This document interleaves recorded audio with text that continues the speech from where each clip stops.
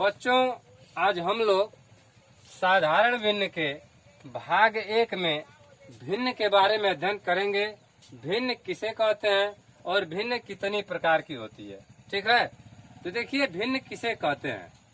जब हम किसी संख्या में किसी दूसरी संख्या से भाग करते हैं तो जो हमको फल प्राप्त होता है उसे भिन्न कहा जाता है। ठीक है, जैसे मान लीजिए हमारे पे एक संख्या 5 है और 5 में 6 का भाग देते हैं, यानी कि जब हम किसी संख्या को बटा के रूप में लिखते हैं, अंश और हर के, इसको ऊपर वाले क्या कहा जाता है? अंश कहा जाता है, और नीचे वाले क्या कहा जाता है? हर कहा जाता है।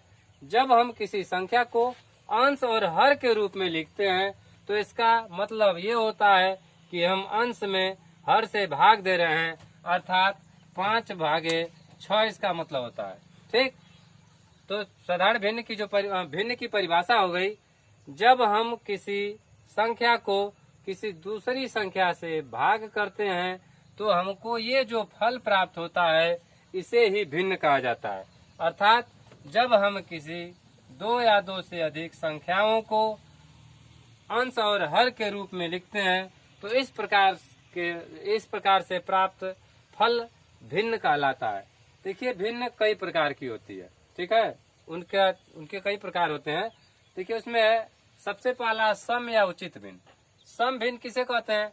वैसे तो सम मतलब होता है बराबर, लेकिन यहाँ सम भिन्न का अर्थ है कि मान लीजिए कोई भिन्न है और उसका अंश 2 हो और हर छोटा हो। ठीक, जिस भिन्न का अंश जो है छोटा होता है और हर बड़ा होता है उसे सम या उचित भिन्न कहते हैं। ये संख्या चाहे कितनी बड़ी क्यों न लिखी हो, अगर अंश छोटा है, जैसे मान लीजिए यहाँ 25 है, यहाँ पे लिख दीजिए 105। ठीक, अगर यहाँ पे लिख दिए 105 लिख दिए तो इसमें जो है ये 25 जो है छोटा है और 105 जो है बड़ा है, अर्थात अंश छोटा है और हर बड़ा है।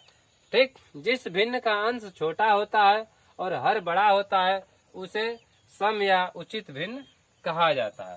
ठीक, विषम भिन्न किसे कहते हैं? देखिए विषम भिन्न कहते हैं, उसका उल्टा होता है। जिस भिन्न का अंश जो है बड़ा होता है और हर जो है उससे छोटा होता है।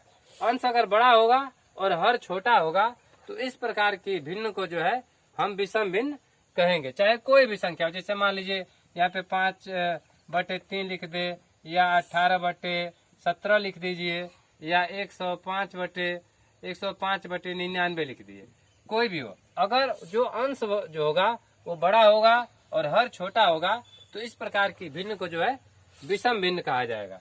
ठीक, अब संयुक्त भिन्न किसे कहते हैं? संयुक्त मतलब होता है जुटा हुआ। संयुक्त मतलब क्या होता है? जुटा हुआ, यानी कि ऐसी भिन्न जिसमें 2 प्रकार के अंक जुटे हो। एक जो है जैसे मान लीजिए एक उसमें पूर्णांक हो और प्लस पूर्णांक हो, और इसके बाद मान लीजिए यहाँ पे एक भिन्न हो। ठीक, एक भिन्न हो और एक पूर्णांक हो। इस प्रकार से जो हमको भिन्न प्राप्त होती है उस प्रकार के भिन्न को जो है हम क्या बोलते हैं? उसको बोलते हैं संयुक्त भिन्न। ठीक, एक पूर्णांक हो तथा एक भिन्न हो। इस प्रकार से पूर्णांक और भिन्न के मिलने से जो भिन्न हमको प्राप्त होती है उस प्रकार की भिन्न को हम संयुक्त भिन्न कहते हैं। जैसे मान लीजिए 3 से 1/4 है। ठीक, तो इसमें क्या है? एक पूर्णांक है और एक भिन्न 1/4 है। तो इस प्रकार का हमको जो ये भिन्न प्राप्त हुई है 3 से 1/4, इस प्रकार की भिन्न को जो है हम क्या कहेंगे? उसको कहेंगे संयुक्त भिन्न। ठीक, अब देखिए इकाई भिन्न। अगला है इकाई भिन्न। इकाई भिन्न किसे कहते हैं? जिस भिन्न का अंश जो है 1 हो, जैसे 1 मान लीजिए आप 5 है। ठीक, या 1/10, 1 मान लीजिए 20, या 1/105 है कुछ भी, यानी कि उसका अंश यदि 1 होगा और हर जो है कोई भी बड़ी संख्या हो, चाहे कोई भी संख्या हो, लेकिन उसका हर यदि 1 होगा तो इस प्रकार की भिन्न को क्या कहा जाएगा? उसको इकाई भिन्न कहेंगे। ठीक, इकाई भिन्न की शर्त यह है कि उसका अंश जो है 1 होना चाहिए और हर जो है चाहे कोई भी, उससे कोई मतलब नहीं, उसे इकाई भिन्न कहते हैं। देखिए तुल्य भिन्न किसे कहते हैं? तुल्य, यानी कि तुल्य भिन्न उसे कहते हैं जिससे तुलना की जा सके। ठीक है, जैसे मान लीजिए यहाँ पे 2/3 हमारे पास एक संख्या है, एक भिन्न हो गई, और इसी को मान लीजिए लिख दिए 4/6। ठीक, तो ये जो दोनों भिन्न है एक समान, एक बराबर है। देखिए इसको हम सरल करेंगे तो 2 दूनी 4 है, 2 3 6। तो ये जो है हमारी जो भिन्न थी 2/3 और 4/6 ये जो है एक समान भिन्न है, ये तुल्य भिन्न है। ठीक है, क्योंकि अगर इसको दोनों को बराबर करेंगे तो दोनों की संख्याओं का मान एक ही बराबर, दोनों भिन्नों का मान एक बराबर होगा। तो इस प्रकार की जो भिन्न हमको प्राप्त होगी इस प्रकार के भिन्न को तुल्य भिन्न कहा जाएगा। जैसे मान लीजिए कोई और बड़ा लिख देते हैं, मान लीजिए यहाँ पे 8 है और यहाँ पे जैसे यहाँ पे 8 है, यहाँ पे मान लीजिए 12 लिख देते हैं, तो यहाँ पे हो जाएगा 4×12, अरे 4 दूनी 8, 4 दूनी 8 हो जाएगा 4×12। इसका मतलब ये हुआ 2/3, 4/6, 8/12, यानी कि यहाँ पे संख्या कोई भी लिखी हो, आंसर हर पे संख्या कोई भी लिखी हो, लेकिन ये जो भिन्न है एक बराबर होगी। इस प्रकार की भिन्न को इसका मान इसका मान इसका मान एक होगा, सेम एक समान होगा, तो इस प्रकार की भिन्न को जो है तुल्य भिन्न कहा जाएगा। ठीक, यानी कि जिन भिन्नों का मान 2 या 2 से अधिक, जिन भिन्नों का मान बिल्कुल एक समान होता है, एक बराबर होता है, उस प्रकार की भिन्न को जो है तुल्य भिन्न कहा जाता है। समहर भिन्न, देखिए समहर, सम का अर्थ होता है, सम का अर्थ होता है बराबर, सम का क्या अर्थ होता है, बराबर होता है। ठीक है, तो सम और हर यानी कि जिसका हर बराबर हो, ऐसी भिन्न जिसका हर बराबर हो, उस प्रकार की भिन्न को समहर कहा जाता है। जैसे मान लीजिए यहाँ 5 लिख दिए 3, या 8 लिख दिए 3, या 16 लिख दिए 3, या 5 लिख दिए 3, अरे 7/3, या 9/3, कुछ भी कोई भी भिन्न हो। देखिए इसका जो सम माने कि बराबर, इसका ये जो है, ये जो हमने भिन्न लिखा है 5/3, 8/3, 16/3, 7/3, 9/3, इन सभी भिन्नों का जो है हर एक समान, देखिए 3 3 3 है, तो इस प्रकार की भिन्न को जो है समहर भिन्न कहा जाता है। ठीक है, आगे देखिए एक है मिश्र भिन्न, किसे कहते हैं। कोई भी मिश्र भिन्न, कोई भी ऐसी भिन्न हो जिसका अंश या हर भिन्न के रूप में हो। जैसे मान लीजिए यहाँ पे लिखिए 2 और इसका हर लिख देते हैं 3/4, तो इसका जो अंश जो है, अंश इसका 2 है लेकिन हर 3/4 है, तो इस प्रकार के बनी भिन्न जो है कि मिश्र भिन्न कहलाती है। या मान लीजिए हर कोई लिख देते हैं, हर यहाँ पे लिख दिए 3/5 लिख दिए, और अंश जो है यहाँ पे लिख दीजिए, हर अंश जो है 3/5 लिख दिए, और हर यहाँ पे 5 लिख दीजिए। तो इस प्रकार के जो मान लीजिए ऊपर जो है एक हर है, यानी कि एक जो भिन्न है, और नीचे का एक पूर्णांक होगा, यानी ऐसी कोई भी भिन्न हो जिसमें जिसका अंश या हर पूर्णांक हो, हर या अंश पूर्णांक हो, उस प्रकार की भिन्न को जो है मिश्र भिन्न कहा जाता है। देखिए यहाँ पे हर जो है अंश जो है पूर्णांक है, और हर जो है एक भिन्न है। यहाँ पे क्या है, अंश जो है भिन्न है और हर जो है पूर्णांक है। इस प्रकार से जो हमको भिन्न प्राप्त होती है, जो हमको भिन्न मिलती है, उसे क्या कहा जाता है, उसे मिश्र भिन्न कहा जाता है। चाहे कोई भी हो, कोई कितनी बड़ी भिन्न क्यों ना हो, अगर उसका अंश जो है मान लीजिए 3/8 है, और हर जो है हमको प्राप्त हो जाता है मान लीजिए 13, तो इस प्रकार की जो भिन्न होती है, उस प्रकार की भिन्न को मिश्र भिन्न कहा जाता है। या जैसे मान लीजिए कोई है, अगर 3/5 है या 5/6 है, तो यहाँ पे देखिए इसका अंश भी भिन्न है और इसका हर भी भिन्न है। अर्थात इसका कहने का अर्थ ये है कि चाहे अंश हो या हर हो, उसमें यदि कोई भी अंश के जगह पे या हर के जगह पे या दोनों के जगह पे अगर भिन्न पाई जाती है, तो इस प्रकार की भिन्न को मिश्र भिन्न कहा जाता है।